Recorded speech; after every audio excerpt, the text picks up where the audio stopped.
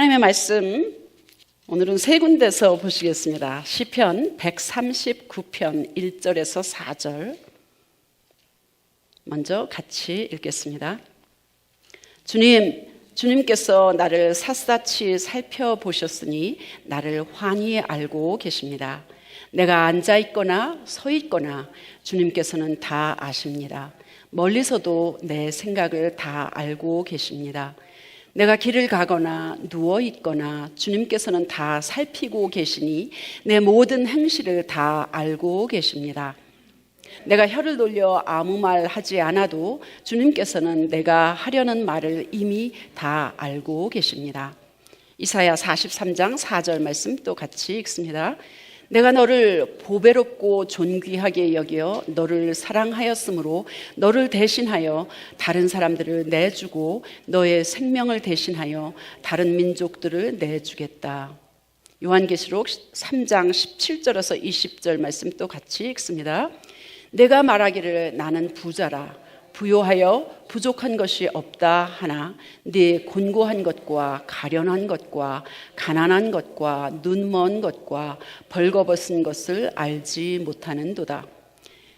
내가 너를 권하노니 내게서 불로 연단한 금을 사서 부요하게 하고 흰옷을 사서 입어 벌거벗은 수치를 보이지 않게 하고 안약을 사서 눈에 발라 보게 하라. 무릇 내가 사랑하는 자를 책망하여 징계하노니 그러므로 네가 열심을 내라. 회개하라.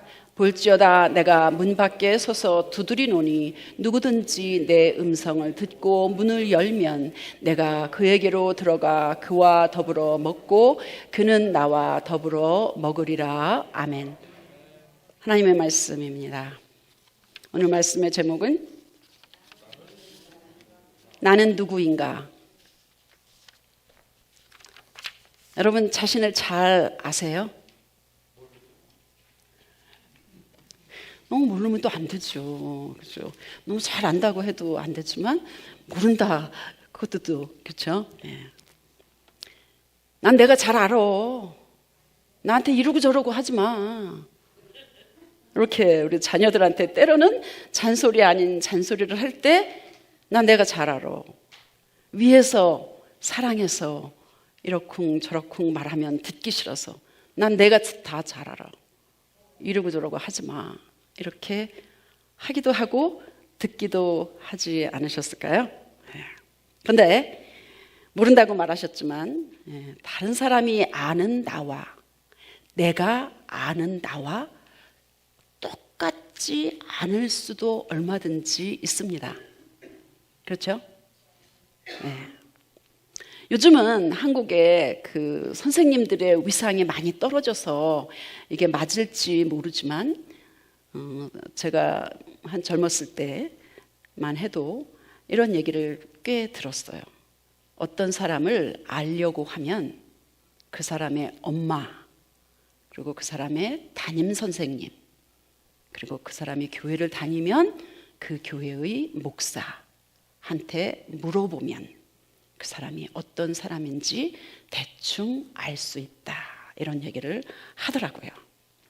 왜냐하면 나를 가장 사랑하고 나를 가장 가까이서 많은 시간을 보내면서 그렇게 했던 사람들이기 때문에 그러리라 저는 믿습니다. 그러나 사람보다 나를 더 잘 알고 내가 나를 아는 것보다 더 잘 아는 사람은 누굴까요? 하나님이십니다. 네. 왜냐하면 하나님이 나를 만드셨기 때문입니다. 그죠? 시편 기자는 그래서 우리가 읽지는 않았지만 뒷부분에 이런 말씀이 나옵니다. 주님이 내 장기를 창조하시고 내 모태에서 나를 짜 맞추셨습니다. 내가 이렇게 빚어진 것이 오묘하고 주님께서 하신 일이 놀라워 모든 이 일로 나는 주님께 감사를 드립니다. 찬양하고 있습니다. 여러분 또 그런 심정이시죠? 아멘. 네. 그렇습니다. 사람의 몸은 참으로 신기하고 놀랍습니다. 차 엔진의 그 뚜껑을 열어보면 전혀 알지 못하는 그런 것들이 막 얽히설키 가득 있더라고요. 그저 나는 엑셀 밟고 브레이크 밟고 이쪽으로 가려면은 일로 돌리고 이런 것밖에 모르는데 그 차 안에는 복잡 다단한 일들이 굉장히 많이 있습니다. 몸 안에는 또한 차뿐만 아니라 몸 안에는 더 복잡하고 더 많은 그런 부위, 부분 이런 것들이 다 얼기설기 얽혀져 있습니다. 제가 가끔 병원에 통역하러 갑니다. 최근에 젊은 임산부를 통역한 적이 있는데 태아를 초음파로 보았습니다. 와, 심장 소리가 콩콩콩콩콩콩 이렇게 나더라고요. 예. 그리고 코라고 하면서 눈이 생기기 시작했다고 하면서 얼굴 부분들을 보여주더라고요. 저는 잘 모르겠지만 그 초음파 하는 그 사람이 여기가 콩팥이에요, 여기가 심장이에요, 여기가 뇌예요 이러면서 이러고 저러고 이렇게 보여주더라고요. 예. 야, 명확치는 않지만 그런 부위들이 기관들이 생기더라고요. 다 보니까 발가락에 하나하나 다 생겼고요. 팔을 이렇게 웅크리고 있는 것을 저는 분명히 보았습니다. 와, 어떻게 남자와 여자가 결합해서 이런 생명이 생기나, 이런 아기가 생길 수가 있나. 이거 분명히 무에서 유가 창조되는 하나님의 창조 아닙니까? 야, 이런 걸 보면서 어떻게 하나님을 안 믿을 수가 있을까? 나는 어떻게 그런 걸 모르고 20년 이상을 살 수 있었을까? 그런 생각을 해보았습니다. 그 하나님이 여러분과 저를 만드신 것을 어떻게 안 믿을 수가 있습니까? 세상에 있는 물건도, 여기 있는 모든 물건들을 누군가가 만들었습니다. 그렇죠? 누군가가 만들어서 누군가가 사서 여기다가 갖다 놓았습니다. 그걸 만든 회사가 그 물건을 가장 잘 알겠죠. 컴퓨터든 TV든 전화기든 냉장고든 무엇이든지 만든 회사가 가장 잘 알 것입니다. 그렇죠? 그래서 시편 139편은 이렇게 이야기하고 있습니다. 하나님은 나를 샅샅이 살펴보셨으니 나를 환히 알고 계십니다. 1절 이렇게 시작합니다. 샅샅이 살핀다, 다른 번역에는 감찰한다 이렇게 되어 있습니다. 샅샅이 살핀다, 감찰한다는 말은 물줄기를 찾아서 열심히 찾아내는 것, 아니면 금속을 땅에 깊이 파묻혀 있는 금속을 찾기 위해서 땅을 샅샅이 파고 깊이 들어가는 것을 이야기합니다. 같은 단어가 룻기, 이사야, 예레미야서에도 있습니다. 타작 마당에서 보리를 까부른다, 바람에 쏘여서 쭉정이를 찾아낸다, 골라낸다, 키와 부삽으로 까부른다, 알곡을 가려낸다, 이런 말로 나오기도 합니다. 하나님이 껍데기, 쓰잘데기 없는 것, 필요 없는 이런 것들을 흩어버리고 본질, 알맹이, 알곡 걷어낸다는 겁니다. 우리가 아무리 말로 겉으로 위장하고 포장해도 하나님은 우리의 속 중심, 우리의 마음을 아신다는 겁니다. 하나님은 우리의 마음, 의도, 계획, 동기, 목적까지도 알고 계신다는 겁니다. 우리 혀를 놀려서 말로 표현하기 전에 이미 우리의 생각을 알고 계시다는 겁니다. 소크라테스는 우리가 잘 아는 말, 너 자신을 알라, 이런 유명한 말을 했죠. 그는 신 앞에서 사람의 지혜는 참으로 보잘것없다. 늘 그래서 겸손한 자세를 가져야 된다. 자신의 무식한 것을 아는 것이 진리를 깨닫는 출발점이라고 이야기했습니다. 소크라테스 그 전까지는, 저는 철학에는 별로 관심이 없지만, 그 소크라테스 이전에는 여러 철학자들이 우주의 본질을 어디서 찾았냐 하면 자연에서 찾았습니다. 물, 불, 바람, 이런 것에서 찾았습니다. 그런데 소크라테스는 그 자연에서부터 만물의 그 본질을 어디로 옮아갔느냐 하면 사람에게서 찾기 시작했습니다. 그래서 나 자신, 자기 자신, 곧 인간의 초점을 맞추면서 만물의 본질을 찾기 시작했습니다. 그래서 소크라테스는 제자들에게 자기 자신을 깨닫고 진리를 발견하라. 죽기 직전에 영혼이 있다. 영혼이 있다라는 것을 깨닫기 시작했습니다. 아테네 그리스의 철학자였던 소크라테스는 그 당시에 헬라 문화, 아테네의 신을 많이 섬겼었죠. 그죠?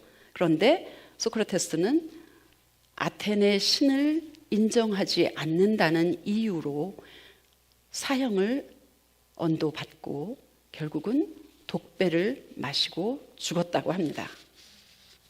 그런데 예수님 오시기 전 BC 399년 정도 되었대요. 이 말은 예수님이 이 땅에 오시기 몇백 년 전에 살다가 죽었다는 거 아니에요. 그죠? 그래서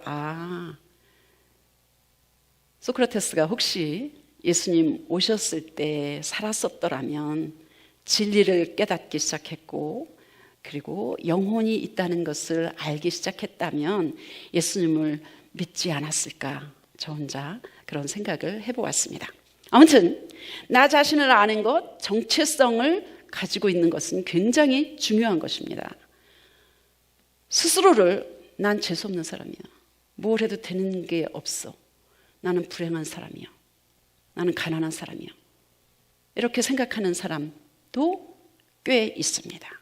그런가 하면 스스로를 나는 잘났어. 나는 부자야. 나는 늘 행복해. 이렇게 생각하는 사람도 있습니다. 우리 모두 열등감으로 어둡게 살아서도 안 되고 잘못된 우월감으로 인하여서 허황된 생각을 하면서 살아도 안 될 것입니다. 그러지 않기를 축복합니다.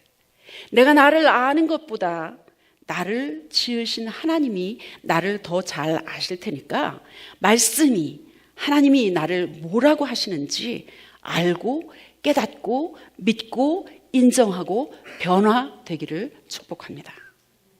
그럼 나를 아는 것은 어디서부터 시작할까요? 나를 아는 것은 어디서부터 시작할까요? 성경에서는 사람을 무엇라고 하고 있습니까? 의인은 없다. 한 사람도 없다. 다 죄인이라는 것입니다. 인정하든 인정하지 않든. 그러나 하나님은 죄인인 여러분과 저를 너무너무 사랑하셔서 독생자를 이 땅에 보내주셔서 그 예수를 믿음으로 구원받게 하나님의 자녀로 삼으셨습니다. 믿으십니까? 아멘. 에베소서 2장 10절에 보니까요, 우리는 하나님의 작품이다. 그냥 작품이 아니라, 하나님이 그냥 만드신 게 아니라 걸작품, 최고의 명작품이다. 이렇게 말씀하셨습니다. 여기서 우리는 누구가? 아무나 우린가? 아니요. 그 앞에 2장 앞부분에 보시면 죄와 허물로 죽었다가 그리스도의 은혜로 살아난 사람들, 그전에는 육신의 정욕대로 살고 육신과 마음이 원하는 대로 행했고 진노의 자식이었다가 자비하신 하나님의 사랑을 받아서 은혜로 구원을 받은 우리, 그 사람들을 우리라고 이야기하고 있습니다. 그 사람들은 뭐라고요? 하나님의 걸작품, 명품이라고 이야기합니다. 여러분, 이런 사람이십니까? 아멘. 감사합니다. 이사야 43장 4절에 또 이렇게 말씀하십니다. 우리 같이 읽어볼까요? 우리 주보 앞에도 있고 있습니다. 이사야 43장 4절에 같이 읽습니다. 내가 너를 보배롭고 존귀하게 여기어 너를 사랑하였으므로 너를 대신하여 다른 사람들을 내주고 너의 생명을 대신하여 다른 민족을 내주겠다. 여러분과 저 한 사람 한 사람을 위해서 이 세상에 그 무엇도 아깝지 않게 내주겠다, 이 말씀입니다. 다른 번역에는 이렇게 되어 있습니다. 너는 눈에 넣어도 아프지 않을 나의 귀염둥이, 나의 사랑이다. 그러니 어찌 해안 지방을 다 주고라도 너를 찾지 않으며 부족들을 내주고라도 너의 목숨을 건져내지 않으랴. 와, 하나님의 자녀가 된다는 것은, 예수 믿고 거듭나서 천국 시민권을 가지고 있는다는 것은 이렇게 엄청난 복이라는 겁니다. 그러니까 어떻게 살아야 하느냐? 두려워하지 말라. 천하가 다 하나님의 것인데 그 하나님이 너는 내 것이라 찜했다는데, 네가 물 가운데 강 가운데 갈지라도 너와 함께하고 네가 강을 건너올 때에도 물이 너를 삼키지 못할 것이며 불 가운데 걸어갈지라도 그을리지 않을 것이며 불꽃이 너를 태우지 못할 것이라는데, 그 대단하신 하나님의 사랑을 받고 있는데 이 땅에서 좀 가난하면 어떻습니까? 좀 아프면 어떻습니까? 사람들이 좀 무시하면 어떻습니까? 좀 힘들면 어떻습니까? 잠 좀 못 자면 어떻습니까? 좀 손해보면 어떻습니까? 괘씸한 그 인간 용서해 주면 안 됩니까? 진짜 거듭났다면, 진짜 예수 믿는다면, 진짜 성령 받았다면, 진짜 기도한다면, 진짜 성경 말씀을 믿는다면, 진짜 하나님의 사랑을 믿고 사랑하고 사랑받고 있다면 이런 거 좀 넘어설 수 있지 않습니까? 좀 넘어서야 되는 거 아닙니까? 이렇게 말하는 저에게, 목사님은 잘 먹고 잘 자고요, 건강하고요, 쓸 것도 있고요, 무슨 큰 스트레스 없으니까 그렇게 얘기할 수 있지요. 저도 뭔가가 있답니다. 서로 여자라서 무시하는 사람도 있고, 개척한 지 얼마 안 됐다고, 사람 얼마 안 됐다고 무시하는 사람도 있고, 아니면 무시하지 않는데 저 스스로 그렇게 열등감을 가지고 혹시 이러지는 않나 이렇게 생각할 때도 있답니다. 그렇습니다. 다른 사람의 고난을 제가 어떻게 다 알 수 있겠을까요? 이렇게 말하는 분이 있을지는 모르지만 그래도 우리 주님을 알고 믿고 그 주님의 사랑을 받고 있고 그 대단하신 하나님이 너는 보배롭고 존귀한 자라고 너는 내 것이라고 말씀하신다면, 그 사랑을 받고 있다면 그래도 웬만한 거는 넘어갈 수 있지 않을까요?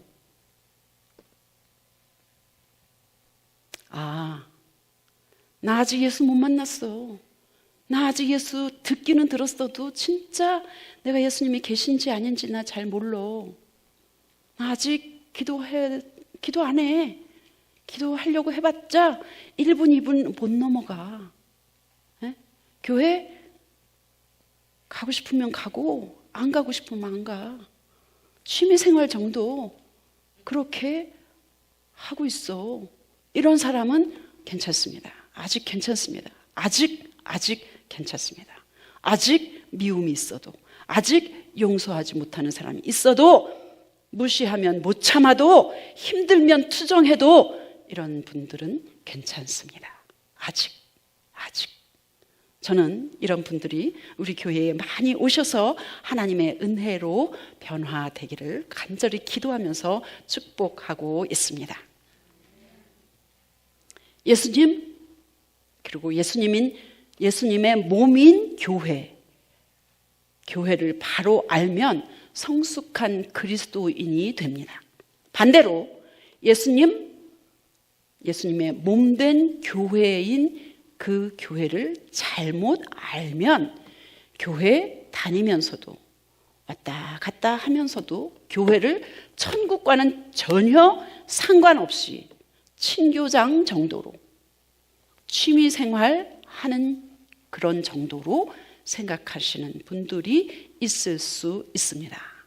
예수님이 제자들에게 너희는 나를 누구라고 하느냐 이렇게 물어보았었을 때에 다 아시죠? 어떤 사람은 세례 요한이라고도 하고 어떤 사람은 엘리야라고도 하고 어떤 사람은 예레미야나 선지자 정도라고 이야기했지만 베드로가 정답을 이야기했습니다. 뭐라고 얘기했죠? 주는 살아계신 하나님의 아들이십니다.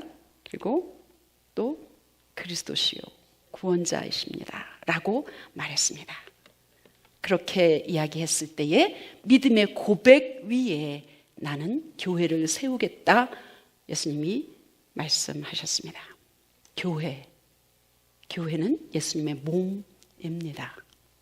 계시록에 나오는 요한계시록에 나오는 7 교회는 끝까지 남아있을 이 세상에 흩어져 있는 수많은 지상 교회, 눈에 보이는 교회의 상징입니다. 모든 교회는 바로 요한계시록에 나오는 7가지 교회의 형태 중에 하나입니다. 7 교회 중에서 오늘 본문에 나와 있는 라오디게아 교회는 책망만 받은 교회입니다. 교회를 잘못 알고 있었습니다. 교회는 모임 공동체이기도 하지만 예수를 믿는 여러분과 나 개인이 교회입니다. 그렇죠? 예. 뭐라 그랬냐면 스스로를 뭐라 그랬냐? 나는 부자라. 부족한 게 없다. 오해했습니다. 눈에 보이는 것, 세상 것, 재물, 재능, 건강 있다고 부족한 것이 없다고 이야기했습니다. 그런데 사실은 곤고한 것은 로마서 7장에 바울이 이야기한 것. 오호라 나는 곤고한 자로다. 배가 파선해서 아무짝에 쓸데없이 가라앉아 있어서 아무것도 못하는 상태가 곤고한 상태입니다. miserable, 아주 비참한 상태를 이야기하고 있습니다. 나는 곤고하고 가련하고 가난하고 눈멀고 벌거벗었다고 하나님이 말씀하십니다. 내가 알고 있는 나와 하나님이 알고 있는 나와 너무너무 다른 거죠. 그죠? 하나님이 보시는 것은 눈에 보이는 대로 보시는 것이 아니라 영적으로 눈멀었다, 벌거벗었다 이렇게 이야기하고 있습니다. 여러분은 어떠세요?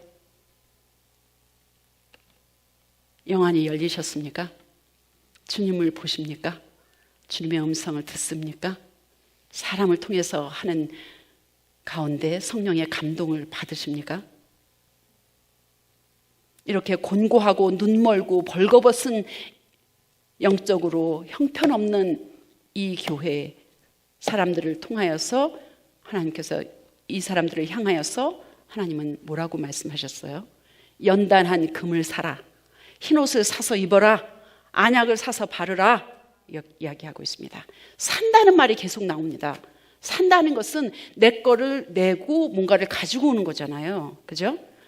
연단한 금을 사라, 안약을 사라, 흰옷을 사서 입어라 이렇게 이야기합니다. 믿음 공짜로 주십니다. 구원 거저로 받는 것입니다. 그러나 믿음을 지키기 위해서는 끊임없이 우리는 투자해야만 합니다. 마음을 투자하고 때로는 재물을 투자하고 때로는 시간을 투자하고 대가를 치르고 투자를 하는 것입니다. 고난을 통해서 연단한 금과 같은 믿음을 가지라는 겁니다. 영안을 열어서 주님을 보라는 겁니다. 투자해서 의복, 의의 옷, 새 옷, 예복 입으라는 겁니다. 주님을 보실 때에 그 배후에서 나를 보시는 주님을 느끼고 보고 알고 믿으시기를 축복합니다. 겉으로 화려한 옷, 좋은 옷, 비싼 옷을 입으라는 것이 아니라 믿음으로, 순종으로, 회개로, 거듭남으로 날마다 말씀으로, 기도로, 주의 보혈로 새 옷, 의의 옷, 예복, 흰 옷을 입기를 축복합니다. 모든 죄에 더러워진 예복을 같이 볼까요? 259장입니다. 모든 죄에 더러워진 예복 주 앞에 지금 더 벗어서 샘물같이 솟아나는 보혈로 눈보다 더 희게 씻으라. 예수의 보혈로 그대는 씻겨 있는가? 그대는 씻겨 있는가? 마음속에 여러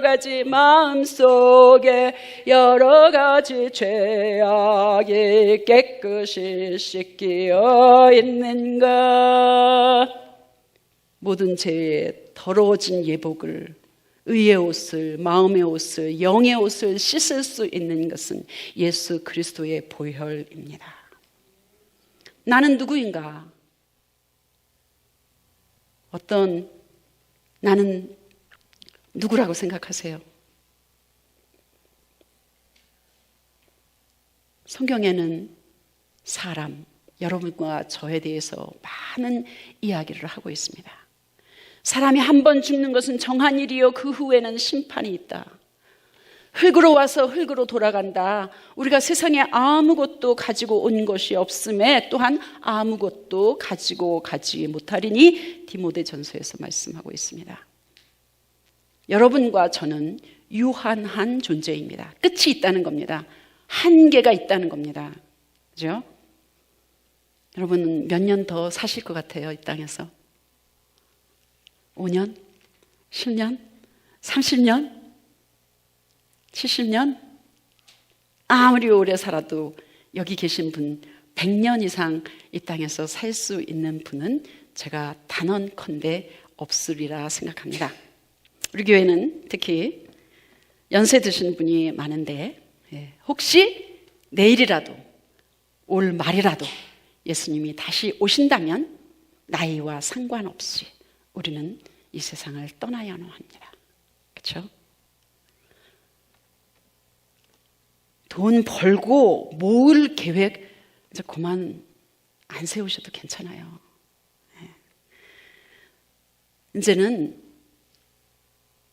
하나님 안에서 주님 기뻐하시는 대로 아름답게 사용하실 계획을 세우셔야만 합니다. 문 밖에서 서서 예수님이 계속해서 기다리고 계시거든요. 삶에 초청하십시오. 우리 주님은 손님이 아니라 식구가 되기를 원하십니다. 먹을 식, 입구. 함께 밥을 먹는 게 가족이잖아요. 우리 예배 끝나고 또 우리 영적인 교회 식구이기 때문에 함께 밥을 먹을 텐데 예수님은 손님 되기 원하지 않으세요. 식구, 가족 되기를 원하세요. 예? 반찬 없는 밥이든 김치찌개든 빵 한 쪽이든 커피 한 잔이든 우리와 함께 식사하기를 원하십니다.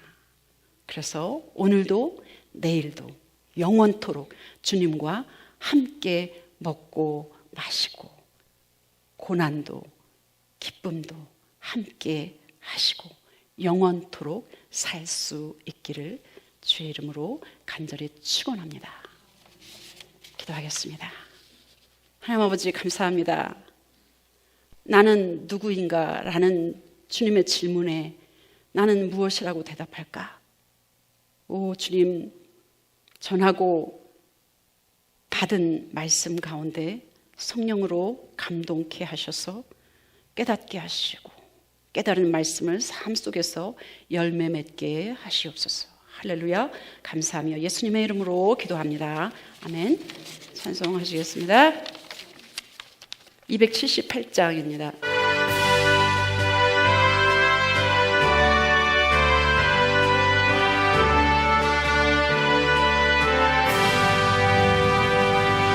여러 해 동안 주 떠나 세상 연락을 즐기고 저 흉악한 죄에 빠져서 주를 잊었네. 오 사랑의 예수님 내 맘을 곧 엽니다. 곧 들어와 나와 함께하며 내 생명이 되소서. 죄악의 죽을 인생을 신이 불쌍히 여기사 저 하늘의 영광 버리고 이 세상에 오셨네. 오 주님, 오 사랑의 예수님 내 맘을 곧 엽니다. 곧 들어와 나와 함께하며 내 생명이 되소서.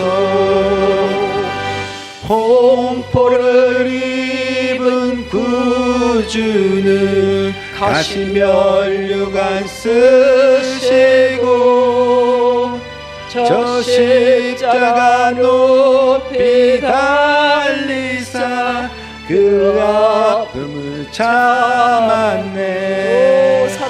오 사랑의 예수님 내 맘을 곧 엽니다.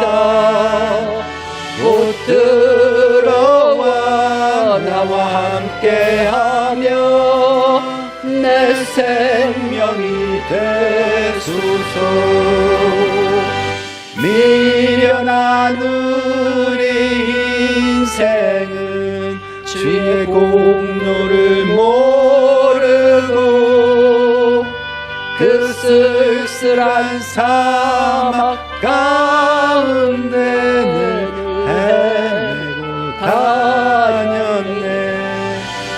오 사랑의 예수님 내 마음을 곧 엽니다.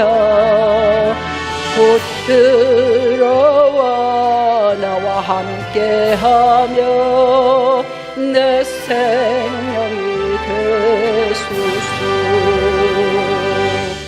아멘.